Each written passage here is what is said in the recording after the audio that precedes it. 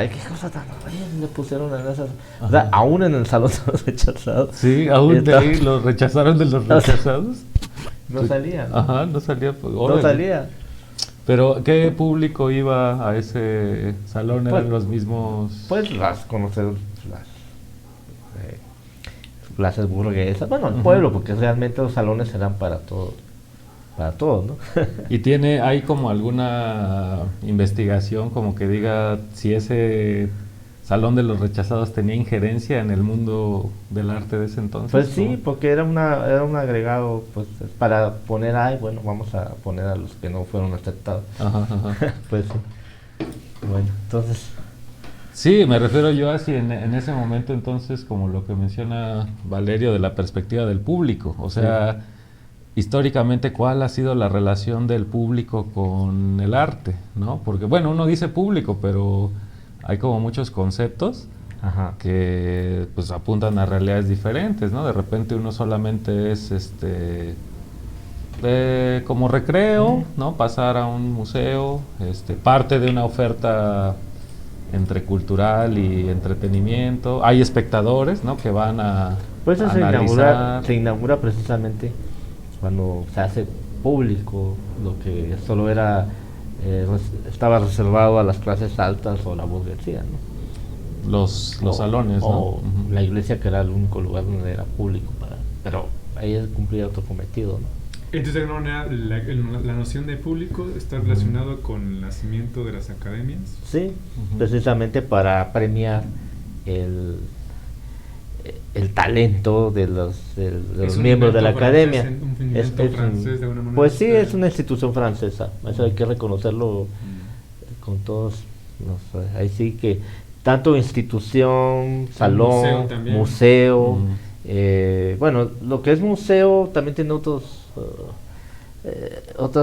se ramifica hacia otros momentos históricos, y principalmente en el siglo XIX, bueno, creo que a finales del siglo XVIII también, cuando se empiezan a descubrir los vestigios arqueológicos, las investigaciones científicas, los gabinetes de maravillas y toda Las esa idea. exposiciones universales. Las exposiciones universales, precisamente, que tienen una conexión con el salón francés, o sea, tiene una función directa ahí de cómo el público se hace parte de los logros de los miembros de una academia de pintores, principalmente pintores escultores, ¿no? Que pues es el arte canónico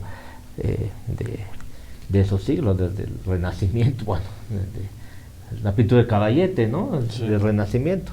Entonces, premiar, habían premios, es muy interesante este libro de El arte del París de final del siglo XVIII, porque ahí se hace todo un diagnóstico o un estudio muy amplio de cómo inician los salones, de cómo se empieza a generar el público, cómo ese público se relaciona con los artistas, de cómo los coleccionistas inician a influir por medio de los marchands, y esos marchands, para que el público no tenga, como que el coleccionista le interesa algo, ¿no? Entonces empiezan, bueno, lo invito a mi casa y ahí tengo unas piezas interesantes del mismo artista y les voy a mostrar, y ahí empieza como algo privado, más como o algo menos. privado, entre público y privado, ¿no? Ujú. Pues, no, aquí ve esto, pero le voy a mostrar esto, ¿no? Sí. Y eso es algo que se sigue manejando de alguna manera en los contextos del arte institucional, o sea, en los Sí. salones, en los museos, en las galerías. Entonces, básicamente el inicio de esa institución de mostrar al público, como ya de una manera más amplia, ¿cómo decirle? En todo lo que da, Ujú. en lo que conocemos actualmente es el siglo XVII, XVIII, porque realmente la academia francesa se funda en 1648 más o menos, Ujú. con el reinado de Luis XIII. Y tiene muchos apoyos, la monarquía le da muchos apoyos a la academia para que funcione y que pues produzca artistas, que se formen artistas, pintores, Ujú. para poder servir a la monarquía, al Estado, ¿no? Pues Quizá. tiene sentido histórico, porque si estás hablando del siglo XVII, XVI, XVII, pues es como ya un poco el asentamiento, digamos, del capitalismo en su fase inicial, ¿no? O sea, la forma moderna, pues, ¿no? El desplazamiento Pero que el del... capitalismo, acuérdate que es realmente inicia con el descubrimiento. Ah, sí, sí, sí, o sea, eso ya lo sabemos. la condición material es eso, pero ya, o sea, es un proceso, ¿no? No hay un cambio cultural y económico de la noche a la mañana. Entonces, digamos, bueno, principios de 1500, pero unos 100 años en lo que toda esta interacción entre el viejo mundo y el nuevo mundo comienza ya a manifestarse. A lo que me refiero yo es el nacimiento de este sujeto colectivo, de esta masa, Esa masa, sí. que antes de las condiciones capitalistas pues están desagregados en pequeñas comunidades.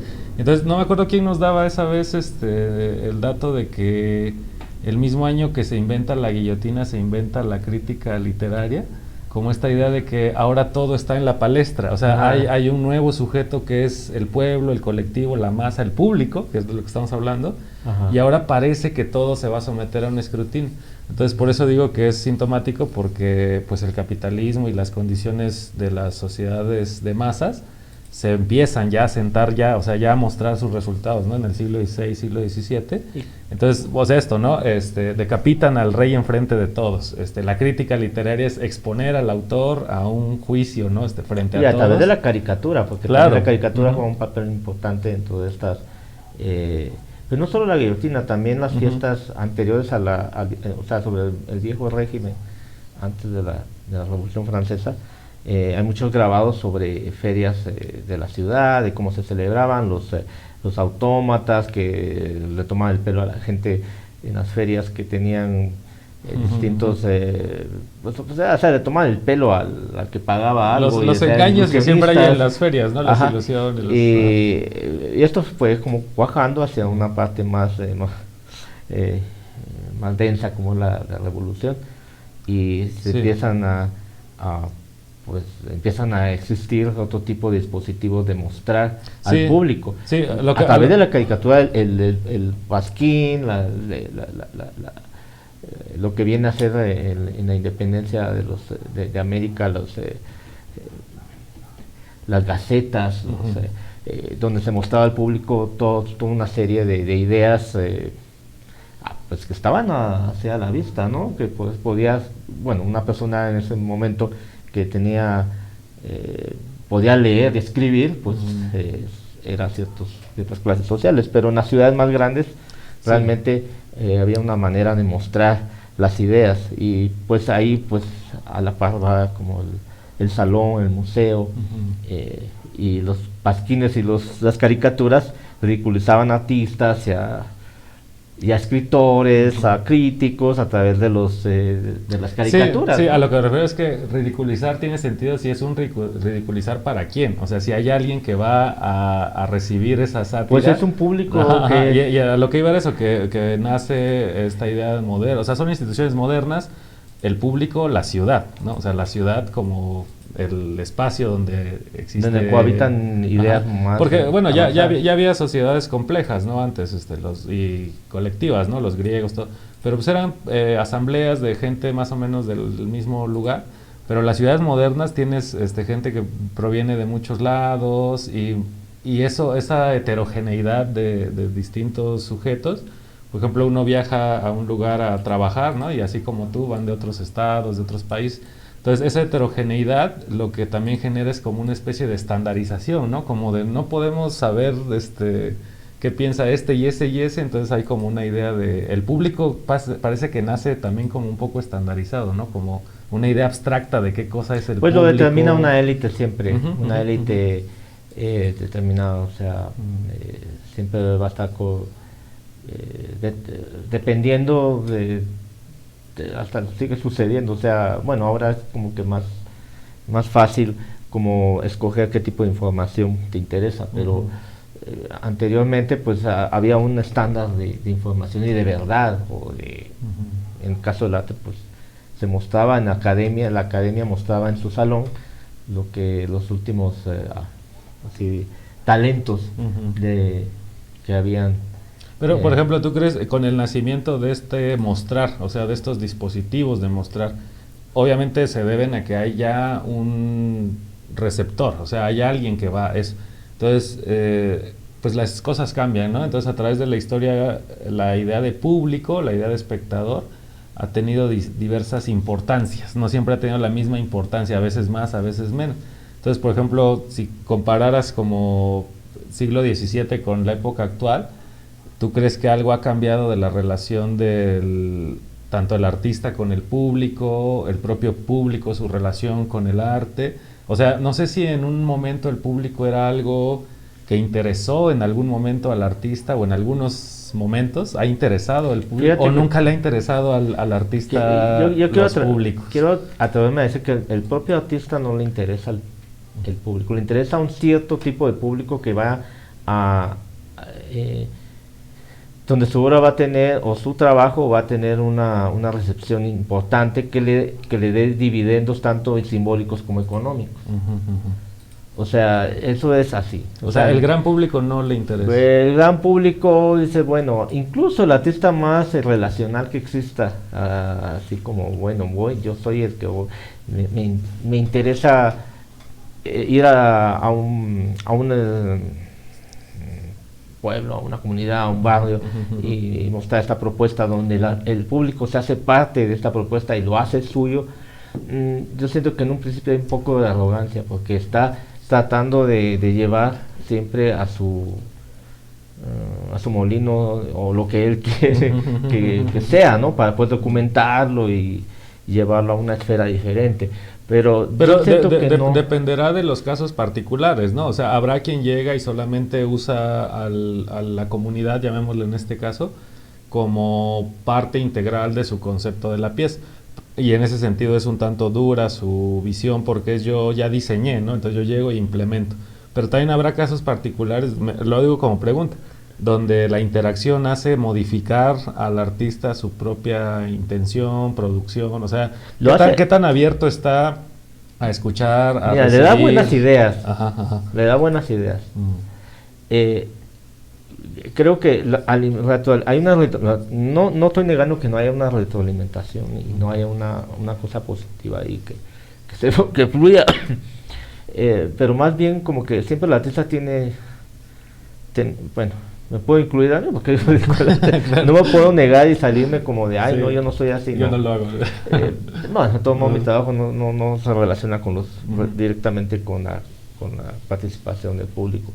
Pero, por ejemplo, el caso de Tania Bruguera, me acuerdo en que Bienal puso el famoso micrófono para que, bueno, esa pieza la llevó a todas partes y es una pieza bastante flexible y la voz de Latini o algo así, ¿no? Que te pone a hablar primero frente al malecón de La Habana y después lo lleva a diferentes museos o diferentes instituciones donde que el público pues dialogue y pues hable lo que tenga que decir, ¿no? Sobre depende del contexto donde lo llevaba, ¿no? Y me parece una obra bastante flexible, bastante simple y efectiva. Pero son casos así como, no sé en el fondo si eso pudiera tener una cuestión de una... Bueno, pero por ejemplo, ahí no sé, Dylan, o sea, en este caso esa acción se puede tomar como un performance, ¿no? O sea, hay distintos métodos o estrategias artísticas, y hay unas que conciben de entrada, ¿no? O sea, no funcionan si no hay la interacción, ¿no? de un público, de un espectador. El performance, el situacionismo a veces, el arte relacional. Entonces, no sé, habría que también comentar qué tanto es parte de su genética y en ese sentido qué tanto depende de la reacción, ¿no? O sea, es el público el que tiene la última palabra, solo fueron usados como pretexto, como leitmotiv, y eso, ¿no? Como saber cuál es la concepción del artista y del sistema del arte en el tema del público, ¿no? Del espectador. No sé, Dylan, que la historia del arte en ejemplos actuales. Sí, en la historia del arte tenemos ejemplos desde, sobre todo a mediados del siglo XX, justo con la llegada de Fluxus, y empiezan a aparecer los performance ya como una manera también de integrar al público con la obra, justo como una especie de, en esa época de la búsqueda de la desmaterialización de la obra, y el happening. Entonces de ahí, digamos que este sistema del arte comienza a posibilitar el desarrollo de piezas donde se interactúa, por un lado, tratando de separar ese límite que históricamente se había desarrollado en torno a la noción del arte, donde el público está ajeno a la obra, solo es contemplador, es un expectante. Y las estructuras, de hecho, históricamente, como menciona Plinio, o sea, la academia, todo eso marcó eso, no solo el museo, sino el auditorio, el teatro. Los espacios. Los espacios, incluso pues la galería también, el museo con esa separación, el policía ahí cuidando, el cubo blanco, el muro, el pedestal que separa. Las cámaras de seguridad. Sí, todos esos dispositivos que al final marcaba ese límite entre dónde comienza el observador, contemplante, y dónde estaba la obra, ¿no? Entonces, que al final pues fue un experimento del siglo XX que al final pues fue absorbido por nuevamente la misma lógica del sistema del arte. También la idea de performance, hay diferentes escuelas, diferentes discusiones.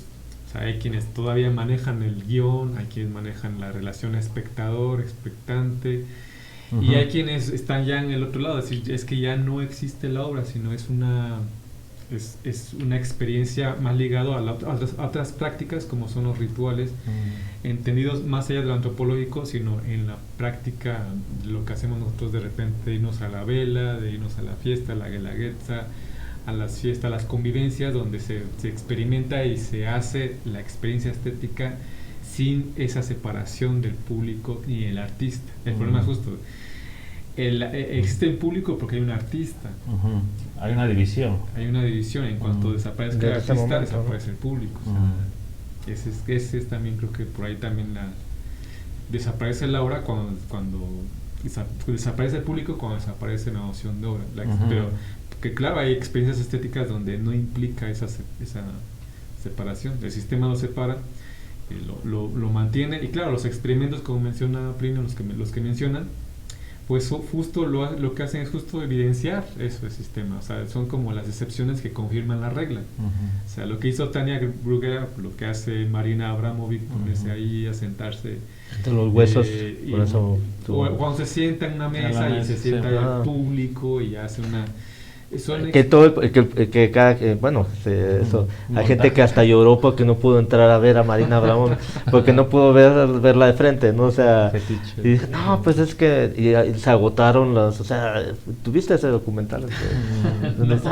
Pero lloraba por entrar, ¿no? Pero fíjate, ahí es algo curioso también, porque también ahí hay dos públicos, uno el que interactúa, porque yo nunca estuve frente a Marina Abramovic, entonces uno se vuelve como un segundo público, hay un segundo nivel de expectación.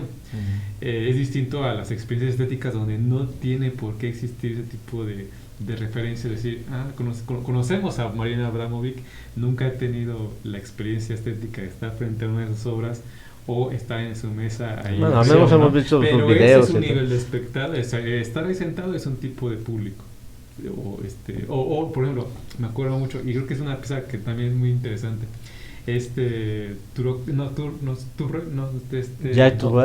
Turner, no.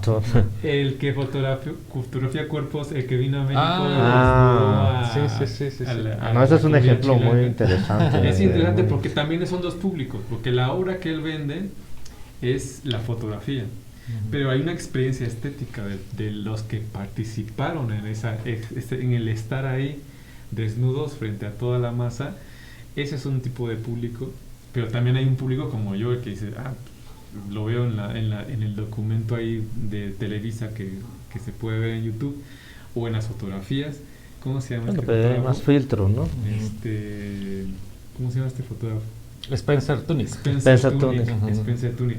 E igual, o sea, hay niveles de público. Igual cuando decimos los dos performance, pues es esa experiencia, pero que queda registrada, y uno queda como un segundo público, un segundo espectador. Entonces hay diferentes tipos de público, hay diferentes tipos. No sé. Claro, sí, yo estaba pensando que, por ejemplo, dijiste, ¿no? La división productor-consumidor, ¿no? La división productor-consumidor. Eso hace de entrada que exista un artista y que exista un consumidor o un público, ¿no? Entonces, recuerdo ahorita un ensayito de Levi-Strauss de este texto sobre antropología social y arte. Creo que se llama Arte y Etnografía, no recuerdo ahorita el título exacto. Pero es bien interesante porque dice que la condición material o histórica para que exista esta división, pues nuevamente es el capitalismo, o sea, es la división social del trabajo, como lo llamó Marx, ¿no? O sea, división social del trabajo. Unos trabajan en una cosa, otros trabajan en otra, otros trabajan en otra, y eso da pie a muchos fenómenos económico-políticos. Pero el que le interesa analizar a Levi-Strauss con el pretexto del arte es qué pasa en sociedades no capitalistas. El productor es una cosa y el consumidor o el receptor es otra. Y lo que encuentra es que no, lo que encuentra es que en las comunidades, no recuerdo ahorita cuál es la que analiza, pone un ejemplo muy padre, ¿no? Y dice, cuando un varón le es infiel a una mujer de la comunidad y la mujer se entera, no le dice nada, se la tiene guardada y le manda, bueno, no le manda a hacer, perdón, ella hace, la mujer, en el caso, un tazón de barro, o sea, ella lo hace, ¿no? En el sentido de la tecné, en el sentido de la poiesis, y el marido infiel come su comida, y mientras está comiendo se empieza a descubrir un mensaje que está grabado dentro del tazón donde la mujer pues le reclama todo lo que le tiene que entonces se está comiendo, literalmente se está comiendo el reclamo de la... Güey, tú presentas eso como pieza en algún lado y es una cosa genial. Entonces lo que dice Levi-Strauss es, a ver, ¿esa mujer es artista? Sí y no. Sí porque lo hace, sí porque todo, porque tiene la tecné, pero así y no, porque ella no es la única que sabe hacerlo en la comunidad, lo saben hacer todas. Y lo que dice Levi-Strauss es, cuando no hay división social del trabajo, no existe el artista, porque se entiende que entonces todos somos artistas, en el sentido de que producimos objetos bellos, y no solo bellos, artísticos, en el sentido de que hay un sistema semiótico que se entiende, simbólico. que es simbólico, ajá, y también objetualmente, ¿no? Entonces es interesante porque a veces uno piensa, y con los mitos que a Plinio le gusta desarticular, ¿no? De construir, este mito de que hay como una naturaleza artística, como algo innato, ¿no? Como es que ese chavito de niño lo traía, es que era un genio, era lúdico y ya traía la chispa del arte. Claro, seguro hay precondiciones fisiológicas hacia lo auditivo, hacia lo visual, hacia lo material, pero lo que nos recuerda esos análisis de Strauss es que si hay algo llamado público y hay algo llamado artista, se debe a una condición histórica, no natural, y la condición histórica es la transformación de las sociedades comunitarias en sociedades capitalistas, donde se hace la división social del trabajo.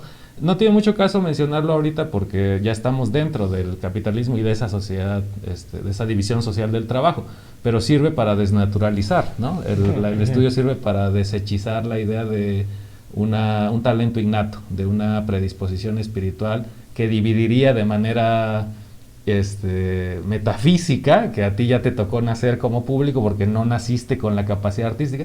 Lo que nos está diciendo ese texto es, güey, todos nacen con capacidades estéticas, llamémosle, no artísticas, sino creadoras. Lo que pasa es que en las sociedades modernas, unos hacen el trabajo manual, el trabajo agricultor, lo que sea, que sustenta las formas básicas de existencia, y otros hacen el trabajo espiritual, que es igual de valioso. O sea, no es que uno sea menos que otro. El trabajo espiritual es valioso porque es reflexivo, es analítico, es apunta a procesos, significa, simboliza, o sea, es igual de importante, ¿no? Pero esa división social yo creo que nos han mistificado mucho, ¿no? Nos han dicho que el artista tiene como un don, una chispa, y pues no, es un sistema... Y que se separa, bueno... Y que se separa más o menos casi por naturaleza, ¿no? Del otro.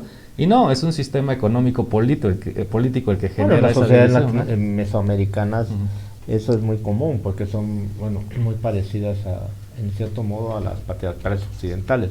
O sea, en las sociedades el amanuense o el escriba o el bueno, en todas las sociedades ha existido un ser o una persona que se dedica a la escritura de los códices o a la traducción de los documentos, pero para una élite, para la élite, para las clases gobernantes, ¿no? Nunca para el resto de la población, que casi siempre el amanuense o el que escribía, el que cuidaba los códices, pertenecía a esa misma clase social. Sí. Entonces, sí, tienes razón. El sistema está ahí, siempre hay que ver como que, claro, o sea, el capitalismo es bastante subgénero, o sea, es algo como que exponencia más esas relaciones de poder y esa estratificación social que siempre ha existido, ¿no? Desde que somos sedentarios, ¿no? Que han a determinar territorios y cómo esos territorios están delimitados para estos y para los otros, ¿no? Entonces, creo que sí ha existido esa idea, solamente que se expone más, se evidencia más a través de ciertos canales, artefactos, monumentos, edificios, arquitectura, porque también tiene que ver mucho eso, ¿no? Sí. Entonces, pues yo lo que digo es que este comentario de Dylan de los propuestas, de las metodologías artísticas, de alguna manera esa división, ¿no? Como pues clasista del arte, o clásica, como lo quiera uno ver, entre público y espectador, hubo un momento en el que se incorporó como reflexión dentro de la propia creación artística, ¿no?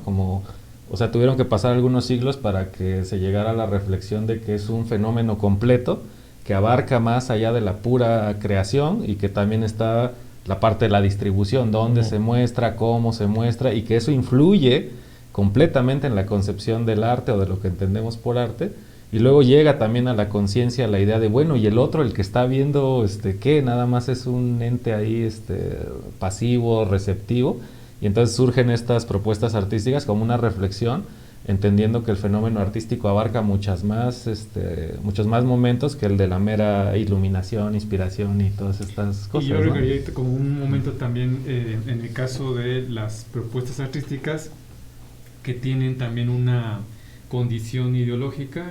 Yo me pongo a pensar, por ejemplo, en estos movimientos como el muralismo o el realismo socialista, que en algún momento mencionamos, como justo o enfocado a un público no educado a ese gran arte del sistema, pero justo es un público que tiene quizás más facilidad de entender las imágenes, si es más figurativo, entendiendo que el Estado también tiene una condición, los que están en el Estado, los sujetos, también tienen una noción prejuiciosa quizás hacia la experiencia estética de la población en general, pero que también ahí está determinado por un proyecto político, esos públicos, porque también en un momento también se menciona eso en la crítica hacia el arte abstracto, de que el obrero no cuando va a descansar no se pone a contemplar un cuadro abstracto, porque pues no tiene tiempo de poder contar con esas herramientas, según estas reflexiones del siglo XX.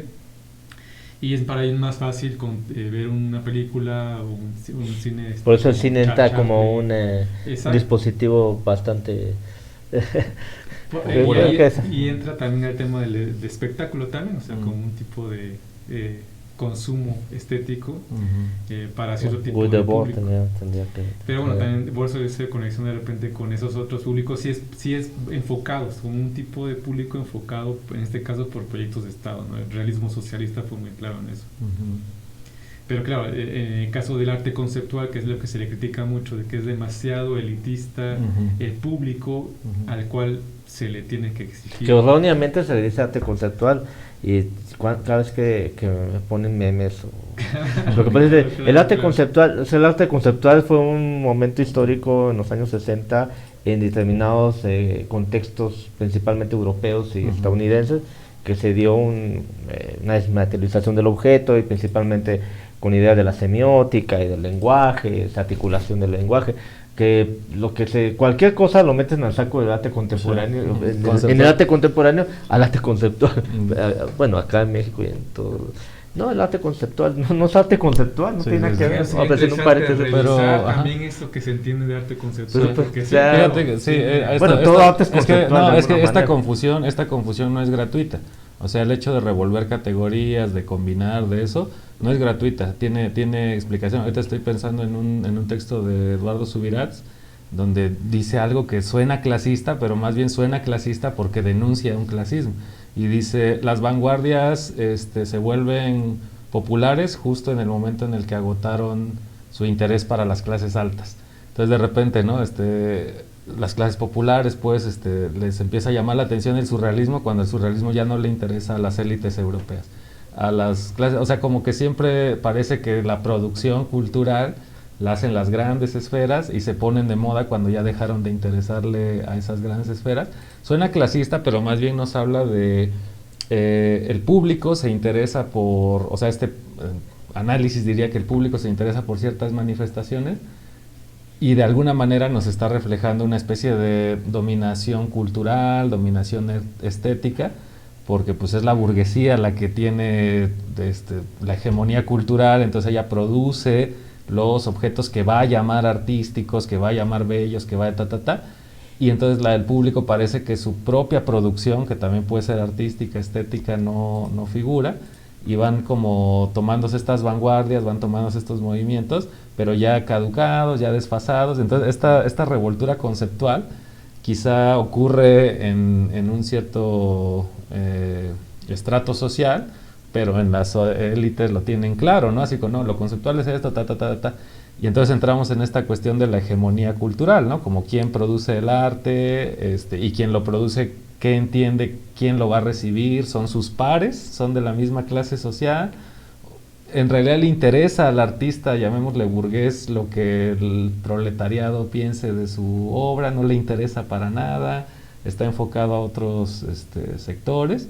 Y bueno, como Sí, esta... yo ¿no? creo esta, que es lo que tú dices ahorita, ¿no? O sea, realmente hay un interés principalmente por los artes, incluso los que hacen el arte más relacional del mundo, ¿no? Y lo más cercano al público, como quieras llamarle, hay una intención siempre ahí que está, que no es que no es desinteresada. O sea, ¿tú creerías que esta apertura del público no es tan abierta? O sea, es como, tan abierta, como es como, incluirlo, pero... Ajá, sí estás en mi pieza, pero en el museo estoy yo soy el artista que produzco eso.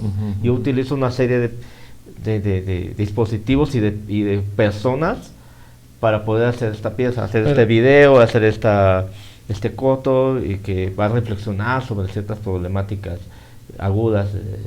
Sí, a este fotógrafo brasileño, a Salgado, ¿se llama? Creo, Sebastián Salgado. Ajá, a veces se le ha criticado eso, ¿no? Que por ejemplo, algunas fotos creo que tiene que con basura hace los retratos de los mismos pepenadores. No, él es Big Muniz. Ah, ya, perdón, estaba como sí, no, Muniz. Sebastián Salgado. Sí, no, perdón, el de los dos sí lo confundí. Bueno, a Muniz le critican eso, ¿no? O sea, que parece que hay como una vinculación con las clases trabajadoras, Ajá, pero sí, que al final lo capitaliza él de manera individual. Pero por ejemplo, el caso local, ¿no?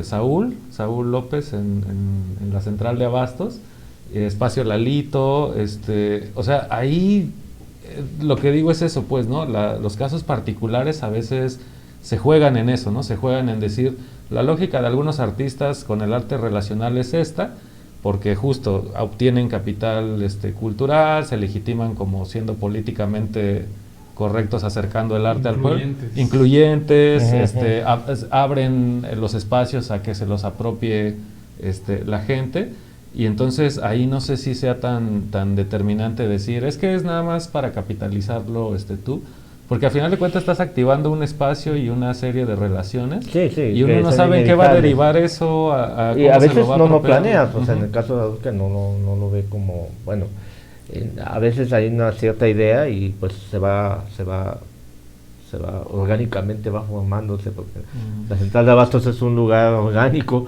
que no hay ciertas reglas dentro de la central que tú no conoces estando afuera, ¿no? También interesante, o sea, pues decía que son públicos, porque también, obvio, en plural, también como decir, bueno, habría que analizar también cómo se va, en este caso, enfocando Saúl, a partir de su formación, pero también porque se acerca a la comunidad infantil, a estas personas que están trabajando en la central de abastos.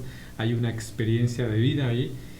Y en otro caso, Lalito, por ejemplo, que los jóvenes, los chicos, sobre todo uno que tiene su familia, que tiene su espacio familiar pues de venta, pues él conoce el espacio y estudia en la Universidad de la UAPO en la licenciatura en Artes Plásticas y Visuales, y hace una conexión a partir de entender también el arte, la formación que él tiene, hace esa conexión con yo el creo espacio. que ahí hay una gran ventaja, porque no quiero llevarlo como que si pertenecer a algo te hace mejor que ser foráneo. O sea, con el mismo Valerio, que siendo foráneo pudo escribir algo y se integró a la cultura. Sí. No quiero ser una cuestión así como dicotómica, ¿cómo llamarle? Maniquea, ¿no? Que los que están adentro son buenos y los que están afuera son malos, ¿no? Eso es muy discutible. Pero sí tiene un valor, porque Saúl es sociólogo, pues ha tenido bastante experiencia en el espacio, le ha interesado el espacio en el teatro y en el espacio de la sentada. O sea, no lo ha hecho con una pretensión más allá de como que, bueno, lo voy a llevar a la Bienal y con esto posiblemente alguien lo invite o lo haya invitado o ya haya llevado. Pero siento que es más el espacio Lalito también, pues es una experiencia del propio lugar y donde ellos son parte de este lugar. Pero yo también, a partir de eso tampoco le estoy dando como todas las las medallitas, ¿no? O sea, no, tampoco es así como que, por eso te digo, no es que ser maniqueos en esta vida y decir, bueno, lo bueno está porque yo soy de mi comunidad o de mi lugar de origen y ahí hago activo dispositivos que puedan generar otro tipo de experiencias estéticas o subjetivas. Puede que fallen, puede que yo mismo me vuelva un gentrificador dentro de mi propia comunidad, o sea, hay otras también, o a lo mejor al revés, que me desaburguese, ¿no? O sea, depende de qué tan abierto estoy a que la otredad me pueda transformar también lo que yo traigo. O sea, estaba pensando justo eso, ¿no? Como se juega mucho en cómo se relaciona, o sea, si el artista es de fuera, si no pertenece a la comunidad, cómo se relaciona, porque de repente hay como piezas que son pensadas con pretexto de una comunidad, o sea, su tema es esa comunidad. No se le puede llamar comunitarias porque no entran dentro de la lógica, sino que toman lo comunitario como objeto de reflexión y a veces son como relaciones muy superfluas, ¿no? O sea, como llega el artista, hace toma decisiones, fotos, hace lo que y se pela. O sea, no hubo como esta onda de, a ver, voy a entrar a un espacio que no es el mío, eso requiere de tiempo, convivencia, entonces como una especie de ética artística de la apropiación cultural, pues, ¿no? De un contexto que es nuevo, el extractivismo que es nuevo para ti. Y lo que estaba pensando es, coincide mucho con algunos filósofos, o sea, con análisis de los filósofos. Ahorita recuerdo así lo que están mencionando, ¿no? Cómo llega más o menos a partir del siglo XX esta conciencia de el receptor, el público, como le quieran uno llamar, y estoy pensando dos cosas.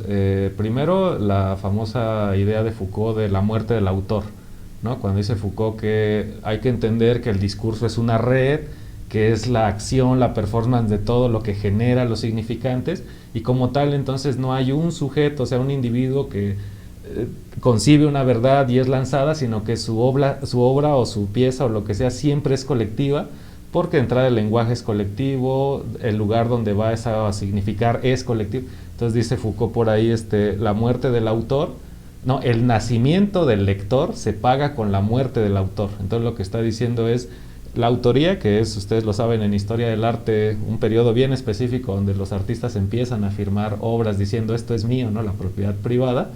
Hay una conciencia de que no, en realidad siempre fue colectivo, solo que hubo un momento de auge del individuo, que es muy de la modernidad, ¿no? Esta idea de yo solo, yo, pero se desatendió su dialéctica de que en realidad un individuo es una colectividad está hecha de individuos, y Foucault llega, ¿no?, a esta conclusión de que en el siglo XX y XXI ya no podemos concebir la noción de autor porque el discurso nos interpela a decir es una construcción colectiva, y entonces dice Foucault, el que toma eso, ¿no?, el que sabe eso, sabe que ahora su papel no es pasivo de recibir la obra, sino ahora le toca devolver, ¿no?, o sea, la interpretación y devolver la crítica, y por eso dice nace el lector, porque es un lector en el sentido activo, ¿no? O sea, está procesando.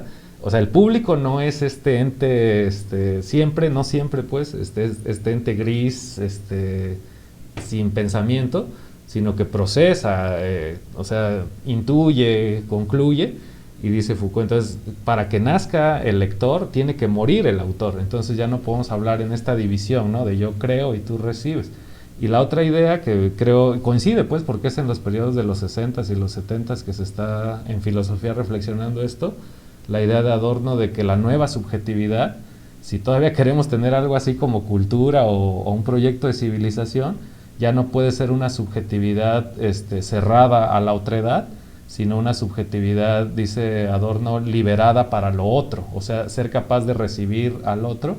Y en ese sentido decía yo, los artistas qué tanto llegan como con una idea a un arte relacional, a un arte comunitario, pero qué tanto ellos se dejan modificar, qué tanto ellos se dejan, pues, llamémosle penetrar, pues qué tanto se dejan determinar por la otredad, porque si llegas a una comunidad pero impones o estableces tú tus lógicas, no hubo diálogo, no hubo interacción, no hubo hibridación. Lo que hubo fue un teatro ahí de comunicación, de feedback, pero en realidad las decisiones ya las traías hechas, ¿no? O sea, es como una mesa de diálogo donde finges un diálogo cuando alguien ya tomó las decisiones. Y además, ¿no? Entonces, siempre en los textos introductorios o en los comentarios, en las entrevistas que le hacen al artista, siempre va a decir, no, es que esa comunidad me transformó.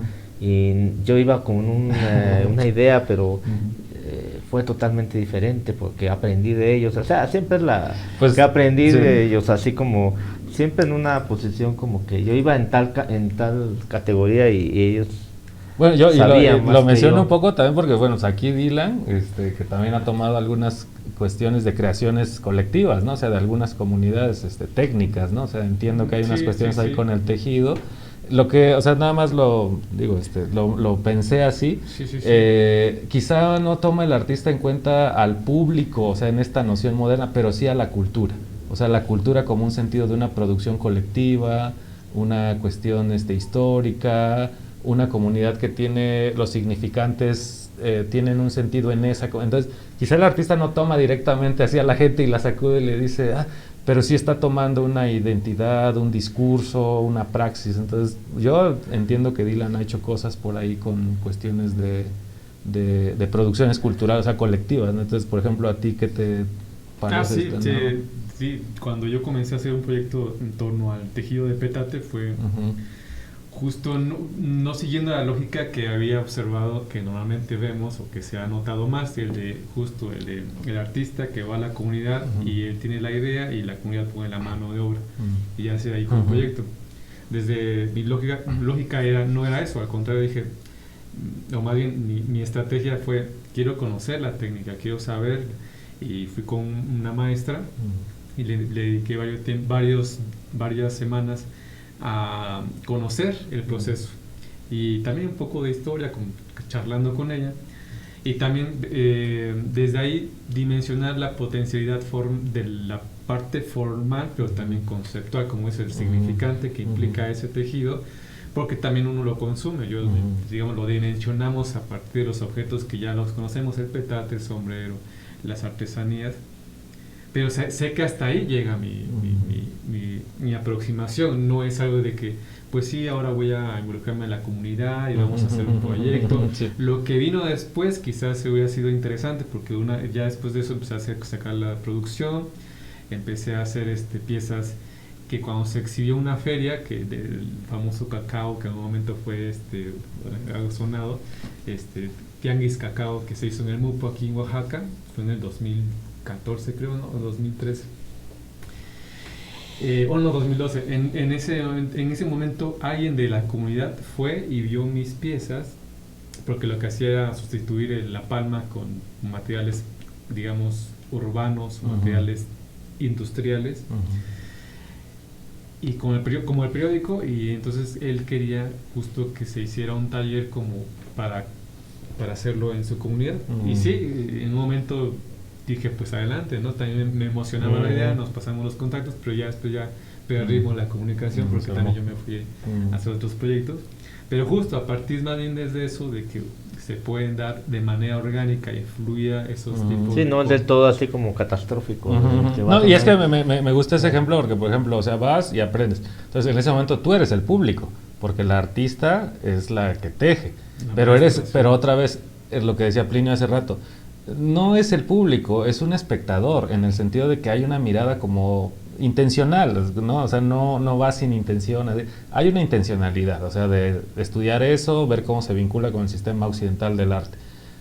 Pero hay un cambio de roles, ¿no? O sea, de repente el público, y eso es lo interesante de lo que dice Valerio, pues, o sea, hay que desmitificar esa idea del público pasivo, del público contemplador, porque pues es una idea kantiana y es una idea que dominó el siglo XVIII y el siglo XX.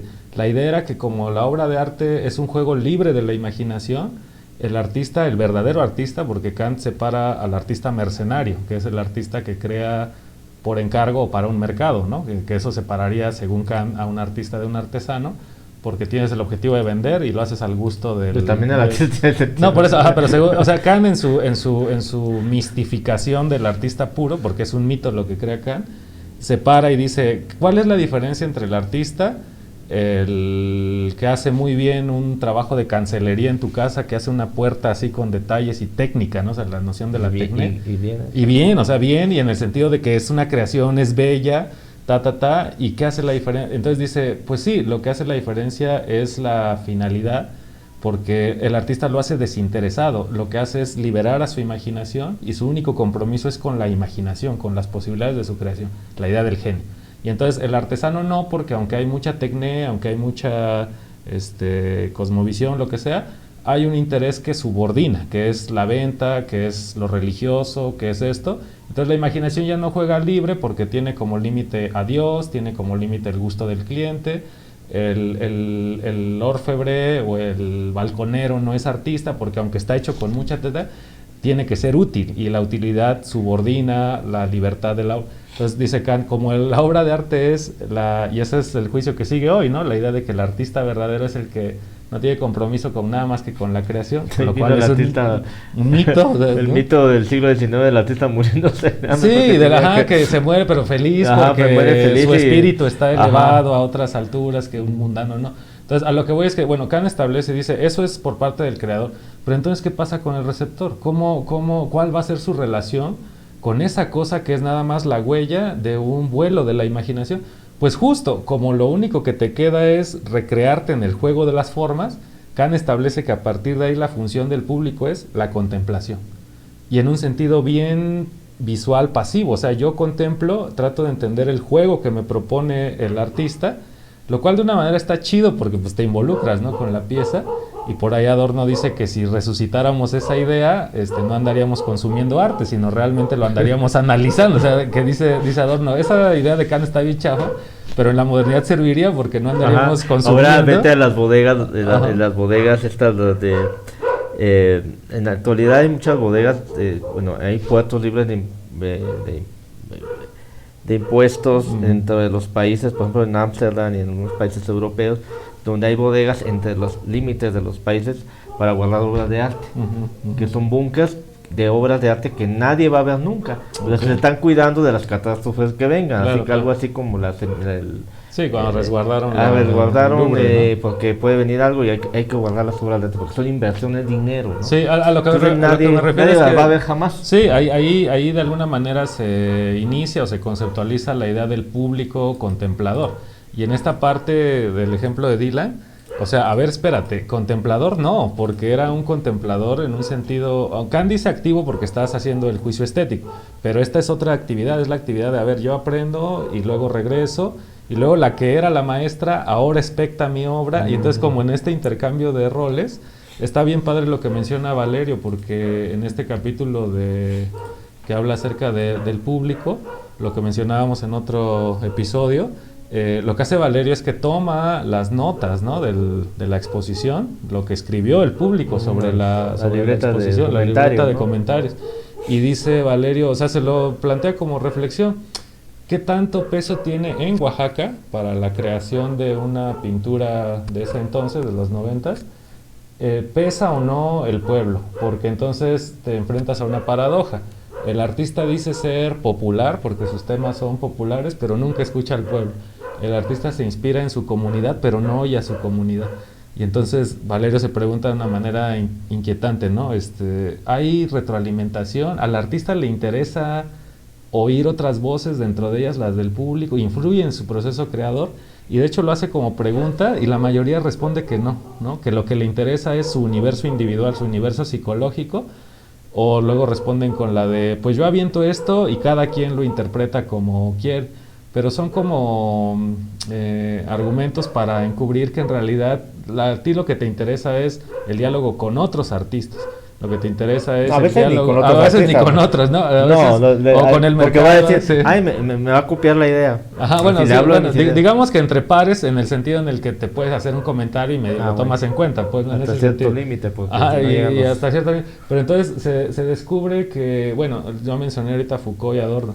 Ya hay una teoría de la cultura contemporánea, donde ya no puede haber esta división social de yo produzco, tú consumes, sino que más bien las condiciones actuales nos obligan a intercambios más directos, ¿no? de diálogo, y ver que todavía existen esas formas anquilosadas, ¿no? de no participar con el público por un lado, y por otro lado esta idea de sí participa el público, pero ¿en qué relación entra con el creador? El creador sigue siendo la cabeza del proyecto, se involucra de manera horizontal, y entonces es como interesante los ejemplos. Yo agregaría, creo que un público que quizás no ha permeado mucho nuestra plática, que es el que tiene que ver con las redes sociales, porque también tiene que ver con un tipo de mercados. Al final también estos dispositivos y estas redes que se manejan por algoritmos también hacen que eso, el poder del público, o el poder, por ejemplo, Twitter, ¿no?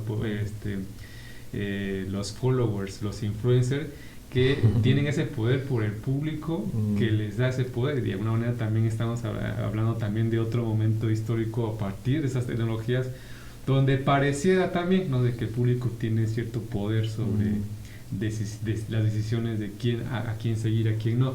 Igual tiene también sus propios puntos de desventaja o ventajas, ¿no? Pero es algo que quizás sería interesante en un momento también ahondar el tema de la tecnología en las redes sociales, sí. Y eso cómo influye también en el consumo de arte, porque también es un pues sí, pero es un consumo bastante efímero, ¿no? Y ahorita estamos hablando de un consumo efímero en donde ya las formas que conocemos están empezando a guardar, precisamente por eso está la colación del tema de las bodegas de arte.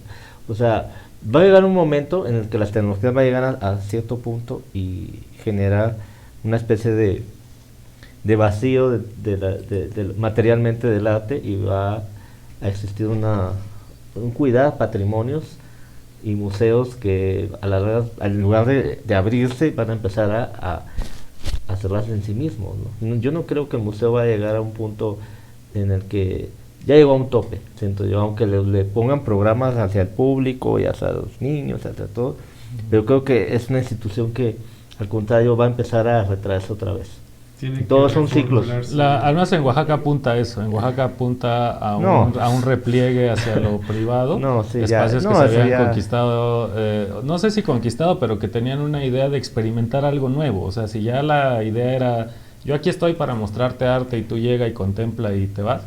Hubo, ¿no?, la administración anterior del MACO que intentó diversificar las estrategias, como dices, o sea, acercarse a los niños, hacer otra, o sea, que el museo deje de ser nada más... O otro tipo de temas, que no necesariamente de arte contemporáneo. Ajá, y que no sea nada más un lugar donde colgar arte o instalar cosas, sino un lugar de... O atraer a tus amigos. A tus amigos, o legitimarte, a poner residencias y a... yo lo vi como un experimento más que como una estrategia. Y en ese sentido es arriesgado, porque tú ya das por hecho de que el museo pues, es una institución caduca y es un cadáver y no se va a resucitar, ¿no? O sea, por eso se va a replegar hacia la pero le dan insulina, le dan algo porque sigue existiendo. Le dan o sea, a nivel mundial, voltaje, con la pandemia sí, pero se ha sufrido tremendas crisis ya de económicas en las que ya no hay presupuestos, ya ningún museo quiere, o sea, al contrario, creo que ya hay una etapa muy rara que yo no he podido, incluso una vez hablar con Daniel Montero, que fue uno de los que y él tiene también una visión bastante pesimista Pesimista. respecto a las prácticas artísticas, principalmente en México, ¿no? Que no son nada alentadoras, o sea, no es como, bueno, ya existe una especie de arte de la feria, un tipo de arte del meme y ¿cómo se llama? De una respuesta fácil por parte, para ya no pensar, la imagen ya no se piensa, o sea, ya no se genera una ralentización de los procesos reflexivos, no hay tiempo. Sí, No hay tiempo, y además la precarización en general Sí. social no hace que, bueno, ya no van a los museos, o sea, ya no hay tiempo para ir a los museos. Sí, es que... sí. Y aquí vas a ir a ver, pero todavía se ven Bellas Artes que van a ver a los muralistas, los papás con los hijos los domingos, y dices, ay, cualquiera que viene por primera vez dice, bueno, les enseñan a sus hijos sobre todo cuando venimos de países donde pues, todas esas cosas no existen, pues eso es y aquí por lo menos existió una suerte de mito ahí de los símbolos y de todo esto, donde los papás llevan los domingos a sus hijos a ver los museos y los murales. Hay un tipo de aprendizaje ahí, pero no, yo siento que eso no ilumina nada, ¿no? O sea, creo que más bien ya hay una especie de efectividad inmediata, es inmediato todo. Entonces, cualquier tipo de arte, hay coleccionistas y van a seguir habiendo, o sea, no estoy diciendo que van a desaparecer todas estas, al contrario, pero se va a empezar a privatizar más. O sea, a las ferias ya no entras tan fácil como antes. Que a las fiestas de las ferias no entras tan suerte que lleguen y ya con eso te daría toda la razón, pero igual y ya hay, pero no nos hemos dado cuenta, las subastas. No, subastas son otra. Porque ya cuando llegan a subastas es porque ya es ya el cierre sí, O sea, como que estamos yendo así. O sea, ¿la para atrás. subasta dentro de un espacio o cómo? Ya no entendí. Pues el tipo de consumo de ese tipo de trabajos, de arte, o sea, nada más es ir allá a la compra y la muestra. Es como el Morton en la Ciudad de México, que es el que maneja las subastas. Bueno. Pero solo nos falta aquí que ya tengamos una casa de subastas, pues que llegue aquí Bueno, igual, Azote. Sí. igual no está acá, pero está en otro lado y se subastan Claro, cosas sí. de aquí, ¿no? O sea, Pues, hay cosas ahí también oscuras dentro de, así como el deep el internet. el Deep Web. La Deep Deep Web, también hay una Deep, o sea, que está ahí, que no sabemos cómo se están manejando las políticas económicas en la actualidad y que están determinando sobre lo que nosotros creíamos Claro, que era lo que dice Canclini, arte, ¿no? ¿no? En Culturas Híbridas, que la gente que determina el rumbo del arte no es gente del arte. O sea, quien determina el rumbo del arte son economistas, subastadores, especuladores, sistemas financieros, y en ese sentido el arte no se valora por su... que también es interesante, no se valora por su valor estético, sino su valor artístico, en el sentido de lo que dialoga dentro de una tradición. Esa distinción entre lo estético y lo artístico que hace Juan Hacha, por ejemplo, está interesante, ¿no? Como decir que Duchamp no tiene valor estético, pero sí artístico, ¿no? O sea, en el sentido de que entendió la lógica, el sistema y hizo gestos donde esas estructuras se tienen que mostrar, ¿no? ¿Quién dice que es el arte? Y ¿Quién que muestra una estructura en la historia del arte Sí, también, sí, sí. o sea, está en los libros de la historia del arte, que determina a través depende de qué libro, qué editorial, qué tipo de gente escribe en esos libros, determina, bueno, Duchamp está en todos los libros de Sí. historia del arte, pero... Debería haber unos donde no esté, ¿no? Eso sería interesante. Pues ahí ¿Cómo está. no incluirlo? Como No, bueno, a lo que iba era esto, o sea, entonces eso reforzaría un estereotipo que no es estereotipo, sino es una realidad, pero que puede explicarse, de que el arte sea un mundo elitista, en el sentido de quién lo entiende, quién lo consume, quién lo produce, porque dijimos, bueno, la división del trabajo, dices tú, no todos tienen tiempo, y eso es una condición. Si no tienes tiempo, ¿cómo? ¿No? O sea, pero es por la condición de la estructura ¿Y de por las qué también va a tener sociedades. tiempo para eso? ¿Por qué vas a llevarlo al espectador que tiene que ir al museo? Como esto de No, cultivarse, pues quiere ¿no? irse a tomar chelas a un lugar o a un botanero, o quiere ir a jugar. Sí. O sea, ¿por qué todos tienen que hacer lo mismo? Pues porque Sí, tienes que llevar a lo a que que todos me- tengan que elevarse a Sí, a lo que me a ver refería, arte, a lo ¿no? que refería es que es un prejuicio, pero ¿cómo decirlo? Material real, pero por las condiciones de la sociedad. Entonces, la existencia de ese elitismo entre productores, críticos, por un lado, o expertos en arte, Por otro lado, ese público incauto que llega sin saber, etcétera, sí es real, hay que decirlo en algún sentido, pero no es real porque sea natural, sino por todo un proceso económico y político que establece eso. Ahora, ¿qué se va a hacer entonces? Se intentó darle espacio, ¿no?, a ese ente que también desde una cierta visión clasista el público parece como una masa amorfa, y no lo es. O sea, justo lo que nos enseña Valeria es que no lo es, que aunque las intuiciones sean no tan desarrollada una crítica, pero hay algo, ¿no? Hay algo que ahí que uno ve, y es eso, hay que aceptar que, bueno, hay una distribución mayor de la información, cosas como estas, ¿no? Canales como, o sea, cualquier canal donde la gente de repente empieza a manejar ya ciertos términos, a entender ciertas cuestiones, aunque siga siendo elitista, pues ya no lo es como quizás lo fue en el siglo XVIII. Sí, son canales están abiertos o más complejos, ¿no? Si les da hueva verlo, pues lo quitan. Sí, y entonces lo que quería decir era que, por ejemplo, el arte se vuelve así un tema en este sentido de que tanto acceso hay, como que a uno le hace sentir esto, ¿no? De que uno está lejos del arte. Pero yo digo, es que en realidad así es con todo. O sea, yo, por ejemplo, leo un libro de filosofía y pues conozco algo de la tradición, lo puedo más o menos trabajar. Si se lo doy a alguien nuevo en el tema, no. Pero igual, si yo leo un libro de mecánica aeronáutica, no voy a entender nada. O sea, lo va a entender el que ya sabe. Y ese es el problema, la división social del conocimiento, la división social de las cosas. Pero el arte tiene como aparte unos mitos, ¿no? Aparejados como de una espiritualidad, de un algo. Un romanticismo y que es actualizado, porque hay críticos de arte contemporáneos, ¿no?, que refuerzan eso. La academia a veces también tiene esta división. Dentro de los mismos, bueno, los escritores ahora con los artistas visuales pues casi no hay ningún diálogo. O sea, es un diálogo así como los escritores creen que los que hacemos artes visuales somos unos que no leen nada, que no son unos tontos y que no, sí, recíprocamente esto no saben. Y mira las portadas de los libros que ponen muchos escritores y dicen, no, mío, eso es para un libro para morirse, para así como de ese libro de Connie, no sé qué casa de reflexiones para el matrimonio, no sé. Unas portadas dices, bueno, si se supone que hay un cierto conocimiento también de artes visuales por parte de los escritores. Pues. Sí, yo apunto a eso, o sea, yo apunto a que hay una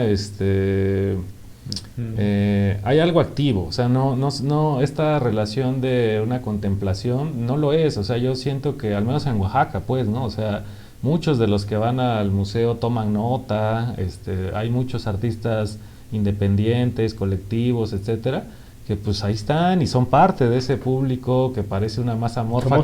Somos público, que no lo es. O sea, en ese sentido de los intercambios de los roles, y lo interesante es dónde se están comunicando, o sea, entre ellos hay mesas donde se discutan cosas, y pues la intención es un poco eso, ¿no? Difundir los ejercicios de diálogo a otros espacios, ¿no? También. Y justo yo creo que eso es parte también de lo que sí se está evidenciando, de que el público, justo quizás por este tipo de situaciones en las que vivimos ahorita, están forzando a que se descentralice, ¿no? Pues al final los espacios como el museo eran centralistas en tanto al que ahí se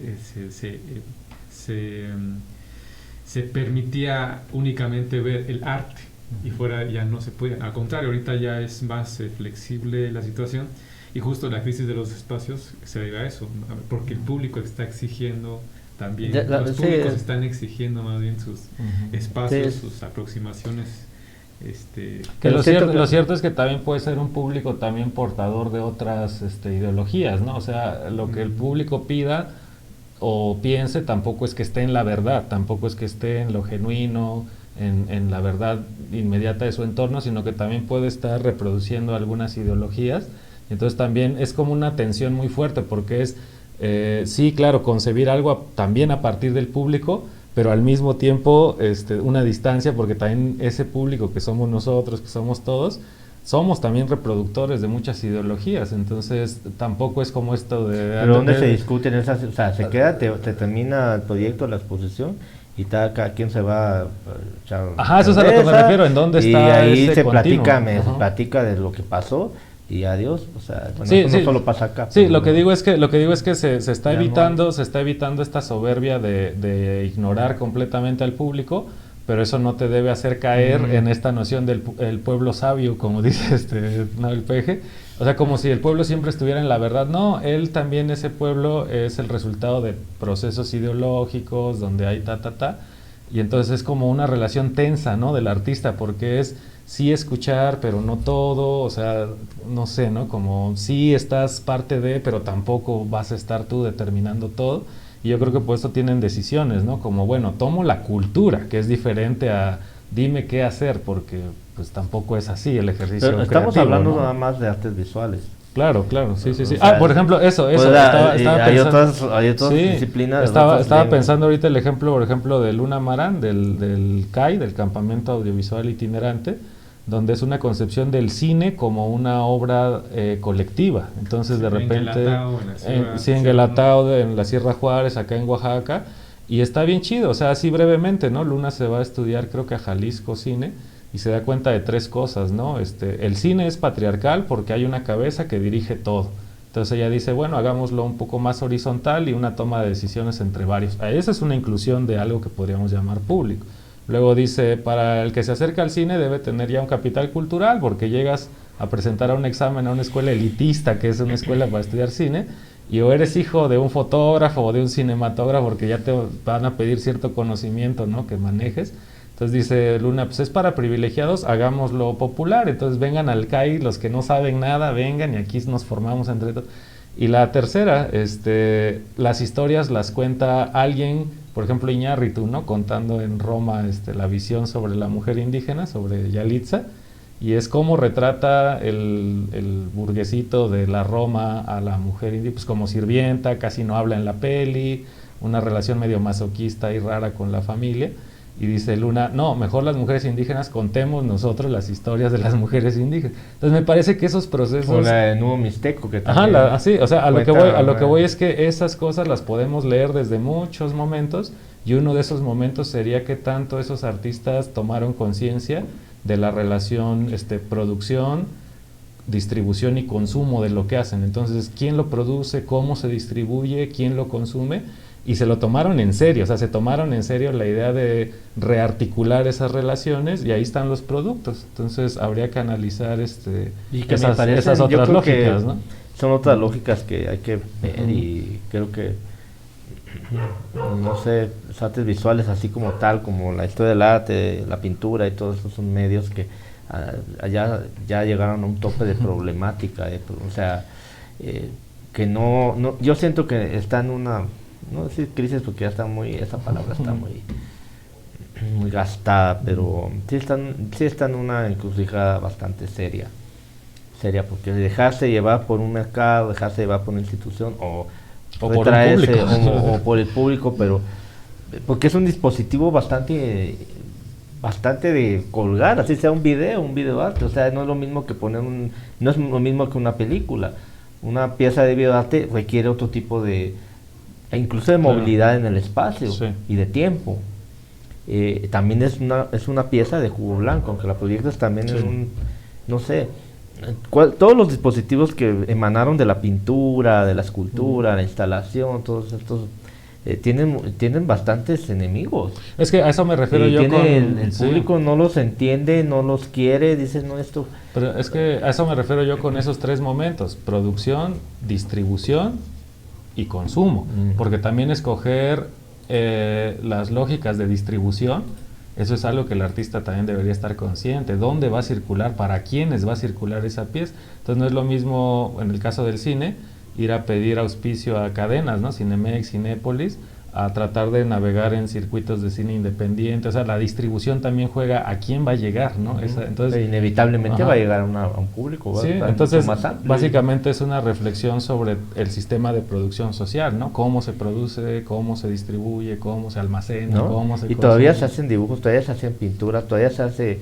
O sea, hay medios que todavía son clásicos y andan ahí circulando en los museos, que son artistas también súper... O sea, tampoco hay que... Ay, no, la pintura, como muchos, la pintura ya se habló mucho, ya se llegó a lo máximo de el concepto de la pintura, ¿no? O sea, son medios, son simples medios, pero cómo esos medios llegan a un público y cómo se han comportado, pues no sé, están como topados, siento Pues que... el tema de las disciplinas también es otro tema también interesante para ahondar, como justo Sí. el tema de Valerio fue más hacia la pintura, por los 90 era más fuerte, ahorita, en 2006 la gráfica, y ahorita ya entran otras disciplinas que obviamente también son muy importantes, o quizás no habíamos puesto tanta atención, como lo de Luna Marán, como la parte del cine, y también aquí el área de performance, el área de las instalaciones, el arte objetual, pero conviviendo con disciplinas, o sea, conviviendo con la pintura, porque al final es Occidente, somos una sociedad occidentalizada, entonces de alguna manera esto nos permite seguir discutiendo y dialogando sobre lo que pasa en Oaxaca a partir de esas conexiones históricas transversales.